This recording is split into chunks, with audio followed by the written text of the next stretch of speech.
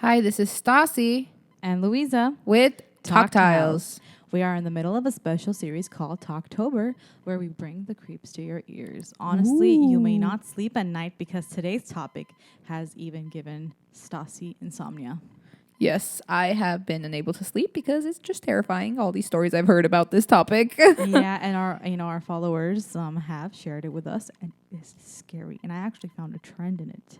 Seriously. What's our topic today? So today's topic is sleep paralysis. Oh my God, it's scary. Horrifying, not scary. Especially if you've went through it firsthand. Especially if you haven't gone through it and you're scared that you will. Oh yeah, take it easy, Stassi. You won't go through it unless you're very stressed. Well, that's my life. Well, that's good, right? Because if you've been stressed your whole life and you haven't been through sleep paralysis, then you won't. Now I'm going to think about it so much, I'm going to attract the vibe. The witch in my... Oh my God, stop. Okay, well...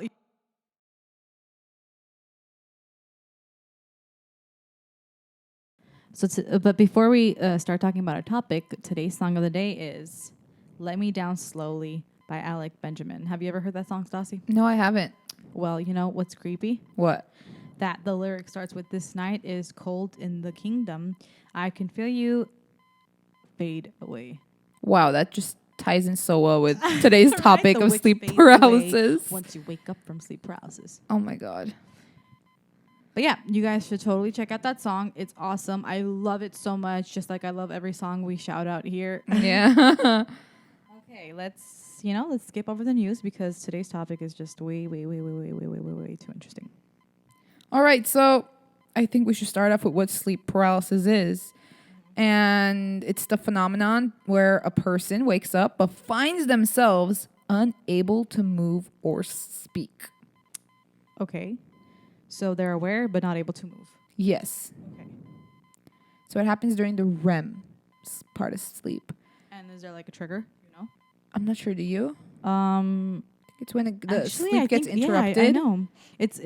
I do know that it happens more in an adolescent stage, like that time of your life. And I think stress, jet lag, sleep deprivation, and obviously panic disorder can cause it. Right.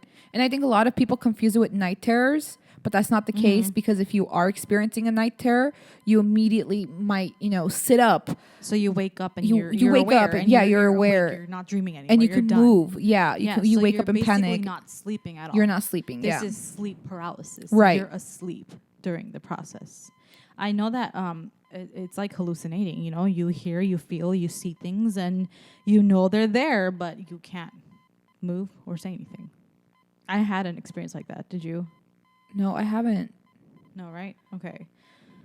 Well, okay. Did you know there are two types of sleep paralysis? No, I didn't. Yeah, there's one that is chronic and occurs almost all the time. And there's one that people just experience once in a while, if During not only their, once. Stages of really acute stress. Yeah. Maybe. Wow, I do know someone that experiences sleep paralysis a lot, and they tell me sometimes they're like, one specific ASMR, like this one guy, when she sleeps during that show, she has sleep paralysis that night. Oh, wow. So there are certain things that can trigger it? Yeah. Besides the things I've already talked about that trigger sleep paralysis, some people told me that when they sleep on their left hand, that one night, they will experience sleep paralysis. Wow, have you ever experienced it? Not necessarily like that, but I have experienced sleep paralysis, but not, I don't know. It was what you said. There's acute and there's chronic, right? You said? Yeah. So I've experienced acute. I've experienced it only one time in my whole life, and it was when I had my nose surgery, the septoplasty, the turbinate reduction sinus surgery. It was a lot. It was heavy on me, and I hadn't been sleeping for a couple days, and I went up to my bed for the first time after sleeping on the couch, and that night was by far the scariest night I've had. Are you serious? Yes, a witch showed up. A witch showed up. Oh, okay. Just like that. Yes. So sleep paralysis, it's exactly what we were talking about. Your muscles don't move. You can't speak. I feel like I couldn't even move my eyes. I was just staring straight into the doorway while in bed, and trying to scream mom for help. Don't you have a mirror in front of you? I couldn't switch my head to look at it because what happened was in my dream, I had a really mixed dream. Okay.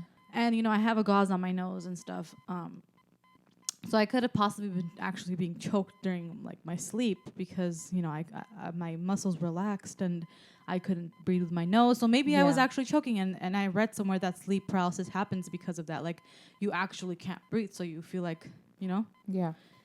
So I had a mixed dream, and in my dream, I had this witch's finger come like from behind me towards my face. So it was like behind my neck, and her hands came toward the front of my eyes. So you're seeing this as an aerial point of view.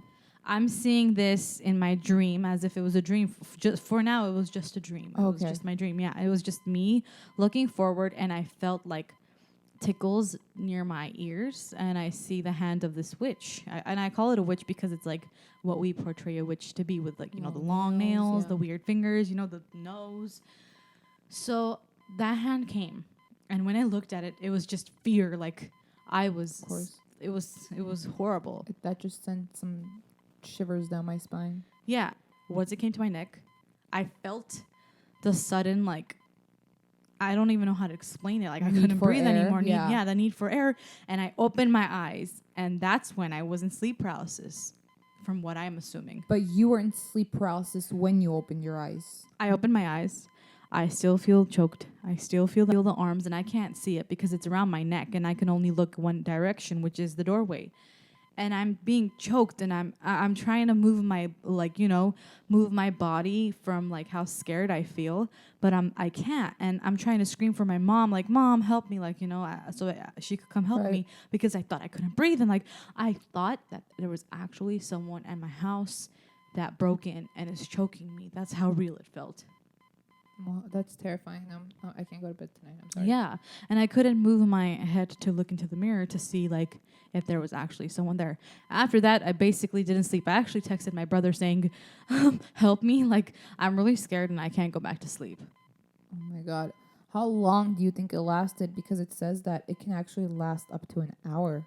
No, mine wasn't that long. I do know people who said that did last longer, but no, mine was just like a glimpse. It was maybe 30 seconds. Yeah, okay. well, it wasn't that long. It was pretty short, but it was a bad experience.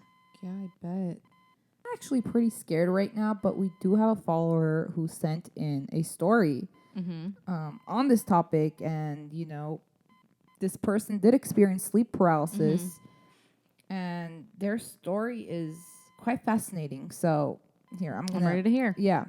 So he was basically watching himself sleep in third person. Wow.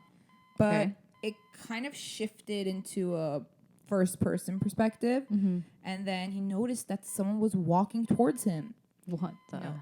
Yeah, at this point, he's trying to yell and move, but can't, you know? It's like what I experienced. Yeah, and constantly, like, you're always, you have the need to keep on yelling, but it's nothing is coming out. Yeah. He kind of says that it's different for everyone. There really isn't. He kind of says it's unrealistic to explain it since everyone has experiences differently, sleep paralysis differently. But he does say that he is someone who pushes one's mental awareness and mental strength. He's a big advocate for that, and he thinks that one, you know, should be able to control their own thoughts and consciousness. Yeah, like lucid dreaming. Yeah. He says that it might be unrealistic to say, but if you notice something like that happen, try to control it.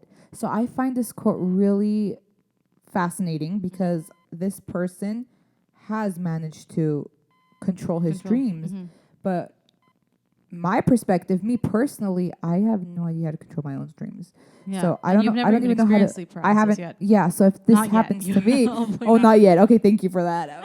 But if this happens to me, I wouldn't be able to control it. And I think I think we should develop ways and figure out how people can actually control it. So you know, they don't experience such traumatic events.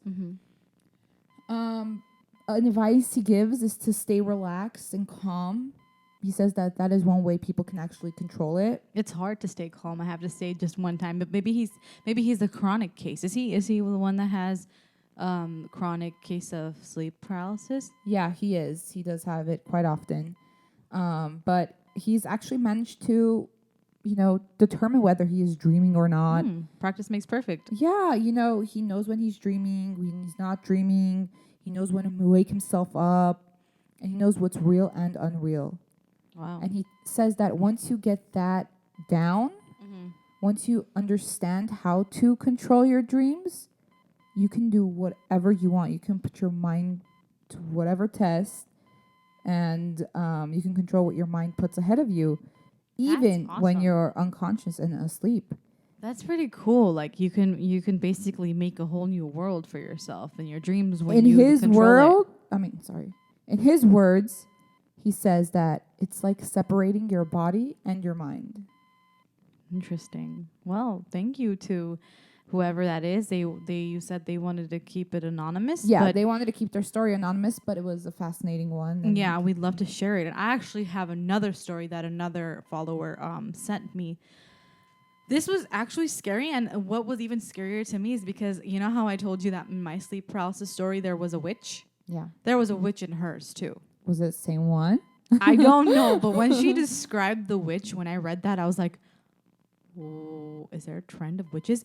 Is sleep paralysis just the way of our body basically being so vulnerable? I wonder why. Why a witch and not a demon? Because when I Google sleep paralysis, I see these historical images where there are demons sitting on the chests of humans. Wow. Yeah, never a witch, but that's ironic since you both saw witches. Yeah, and before I continue with her story, speaking about like the demons and whatnot.